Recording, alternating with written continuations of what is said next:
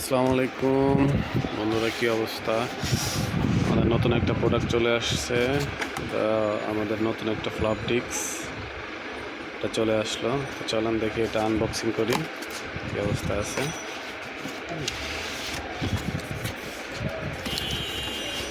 তার আগে দেখাইনি, এটা পুরো পুরো ফুল প্যাকেটটা দেখাইনি।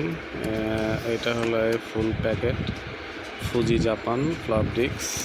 এরকম কার্টুন করা থাকবে। এই সাইজ 10 পিসের প্যাকেট। এটা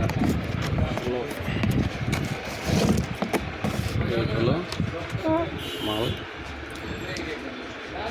ফুজি জাপান। মালের কোয়ালিটি খুব ভালো। 10 পিসের প্যাকেট, এরকম পলি করা থাকবে।